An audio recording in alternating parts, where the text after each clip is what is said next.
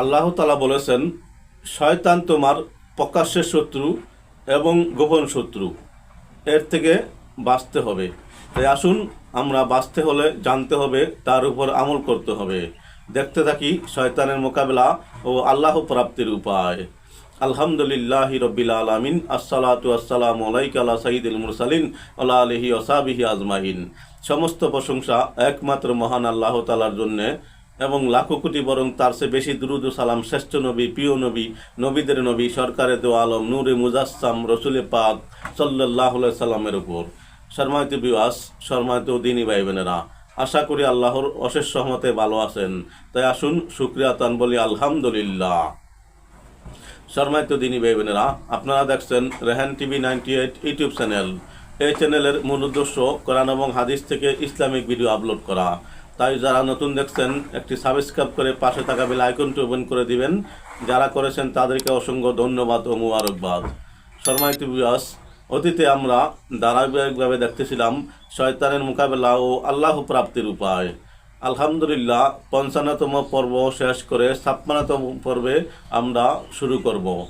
এই পবিত্র পর্বটি অতি মূল্যবান ও গুরুত্বপূর্ণ। তাই আসুন আমরা নিয়ত করি, শুরু থেকে শেষ পর্যন্ত দেখব এবং এর উপর আমল করব ইনশাআল্লাহ। বিসমিল্লাহির রহমানির রহিম। আল্লাহুমা ইবনুল কাইয়ুম কাশফ সম্পর্কে বলেন, এটা ইলমে গায়েব নয়, বরং আলিমুল গায়েব। আল্লাহ তাআলা সত্যকে সেই কালবে নিক্ষেপ করেছেন যে কালব নৈকট্যতম প্রাপ্ত, নূরের সুসংবাদ প্রাপ্ত এবং বস্তু নিচয়ের স্বরূপ উদ্ঘাটনে বাধা হয়ে থাকে। এমন বাতিল চিত্র, ভ্রষ্ট কল্পনা ও কুমন্ত্রণামুক্ত। কিতাবুর রূহ লিবনিল কাইয়িম। এ থেকে বোঝা গেল যে কাশফ আল্লাহ তাআলার বিশেষ বান্দাদের হয়ে থাকে, যাদের অন্তর স্বচ্ছ ও খোদাই মহব্বতে নিমজ্জিত থাকে। আরও জানা গেল যে যুগী ও বেদিনের উপর বস্তু নিচয়ের স্বরূপ উদ্গারিত হয় না। কিতাবুর রূহ মুশকিলাতুল কুরআনের লেখক বলেছেন, আল্লাহর ওলি কাশফে যা কিছু আছে দেখেন, তা আপন ব্যক্তিগত নূর দ্বারা দেখেন না, বরং আপন নবীর নূর দ্বারা দেখেন, আর যার তিনি অনুসারী।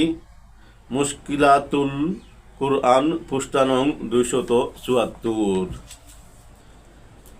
শাইখুল ইসলাম বলেছেন, নূর, ইলহাম, কাশফ, কারামত ইত্যাদি হচ্ছে জিকিরের প্রতিক্রিয়া ও ফলাফল। এগুলো আপনা আপনি প্রকাশ পেলে নিঃসন্দেহে সাহায্যকারী ও মদদগার। মাকতুবাতে শাইখুল ইসলাম কাশফেকে জিকিরের ফলাফলের মধ্যে গণনা করেছেন। জিকিরকারী আল্লাহ তাআলার বিশেষ বান্দাই হয়ে থাকেন।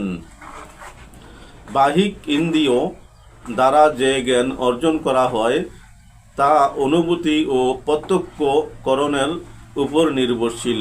বুদ্ধি ও ধারণার দ্বারা যে জ্ঞান অর্জিত হয়, তা পৃথক অধ্যয়নের মাধ্যমে অজানাকে জানার পদ্ধতিতে হয়ে থাকে।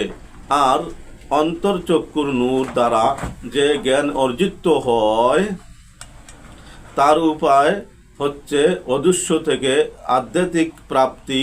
এজন্যই কাশফ বিশিষ্ট সুফিগণ সহিহ হাদিসের পরিস্থিতি ভিন্ন পন্থায় গ্রহণ করেছেন। তা হলো এই যে, সহিহ হাদিস যখন পাঠ করা হয়, তখন হাদিসের নূর প্রকাশিত হয় এবং জাল হাদিসের সাথে অন্ধকার বের হতে থাকে। কাশফ বিশিষ্ট বুজুর্গগণ সে নূর ও অন্ধকার দেখতে পান। এভাবে তারা কোনো হাদিসের শুদ্ধতা ও অশুদ্ধতার মধ্যে পার্থক্য করে থাকেন।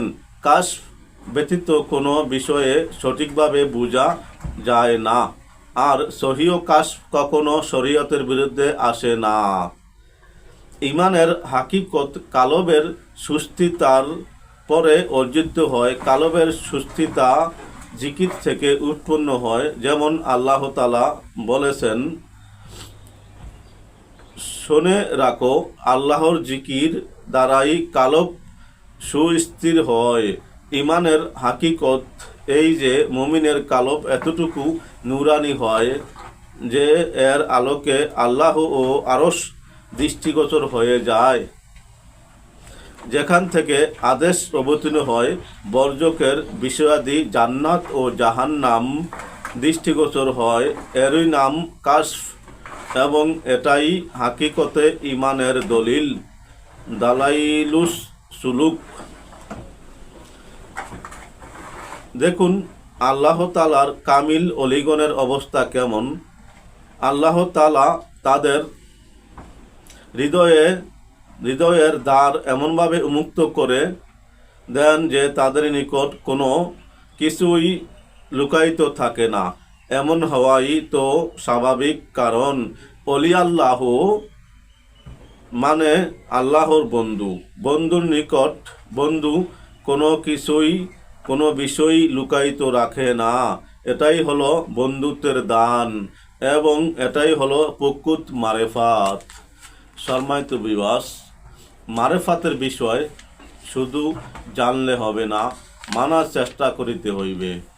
আজ আমি গুনাহগার দেখেছি, আমার মুর্শিদ কেবলার কাছে যাইয়া ছোট ছোট ছাত্ররাও এখানে আইসা আলহামদুলিল্লাহ ভালো অবস্থায় আসে।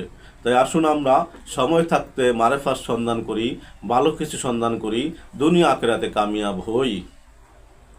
যুগশ্রেষ্ঠ মুহাদ্দিস ইবনে হাজার মক্কি রাদিয়াল্লাহু তাআলা আনহু বলেছেন, আল্লাহ তাআলার কতক বান্দার রুহু এমন আছে যে তারা অদৃশ্য জগতে বিচরণ এবং অদৃশ্য বস্তুর তত্ত্ব অবলোকন করে থাকে। তখন তারা সুজন রহস্য সম্বন্ধে এমন আলাপ করে থাকেন যা দর্শন জনিত বরং এবং অভিজ্ঞতাপূর্ণ অনুমান বা ধারণা প্রসূত নয়। আল ফাতোয়াল হাদিসিয়া পৃষ্ঠানং 268।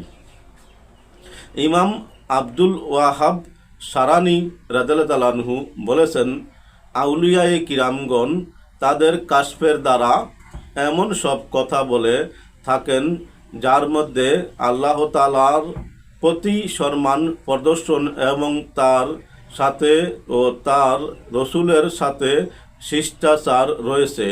তাদের এরূপ কথাকে আমরা বিশ্বাস করব এবং অনুসরণ করব, কারণ শরীয়তের আইন প্রণয়ন শেষ হয়ে গেছে বটে, কিন্তু তার মর্ম প্রস্ফুটন শেষ হয়নি। আল আনোয়ারুল কুদসিয়াহ পৃষ্ঠানং 72। বর্ণিত বক্তব্যর দ্বারা সাব্যস্ত হয় যে কাশফ কখনো নতুন শরিয়াতে রচনা করে না, বরং শরিয়াতের প্রকৃত মর্মকে প্রস্ফুটিত করে দেয়। অতএব শরিয়াতের প্রকৃত তাৎপর্য উপলব্ধির জন্য কাশফ অত্যাবশ্যক। শায়খ আলী আওয়াস রহমতুল্লাহ আলাইহি বলেছেন, কোনো ফকির তথা ওলি আল্লাহ রাসূলুল্লাহ সাল্লাল্লাহু আলাইহি সাল্লাম এর শুধুমাত্র বাহ্যিক অনুসরণেই কামিল হতে পারে না। যে পর্যন্ত রাসূলুল্লাহ সাল্লাল্লাহু আলাইহি সাল্লাম শরীয়তের প্রতিটি কাজের মধ্যে তার নিকট দৃশ্যমান না হলো, এমনকি তার খাওয়া, পরিমাণ, একত্রিত হওয়া, প্রবেশ করা, বের হওয়া ইত্যাদি যাবতীয় ব্যাপারে যেন তিনি রাসূলুল্লাহ সাল্লাল্লাহু আলাইহি সাল্লামের অনুমোদন গ্রহণ করতে সক্ষম হয়। তাবাকাত 2য় খণ্ড পৃষ্ঠা নং 137। হজরত আলী আওয়াস রাদিয়াল্লাহু আনহু আরও বলেছেন, আল্লাহর ওলি যখন কামিল হয় তখন চিন্তালব্ধ বিষয়কে কাশফের পন্থায় লাভ করে থাকেন। তখন তার চিন্তার আবশ্যক হয় না, চিন্তা করলেও চিন্তার দ্বারা চিন্তিত বিষয়ের সমাধান পান না। কিন্তু যখন কামিল হয় তখন কাশফের দ্বারা অল্প সময়ে এরূপ জ্ঞান ও মারেফাত হাসিল করে থাকেন যা যা অবর্ণীয়। তাওয়াকাত দ্বিতীয় খণ্ড পৃষ্ঠা নং 139। সম্মানিত দিনী ভাই বোনেরা, সম্মানিত বিবাস, ব্যস্তময় দুনিয়ায় ছোট ছোট কিছু ভালো কথা যদি কাজে লেগে যায় তাতে আমরা সফল।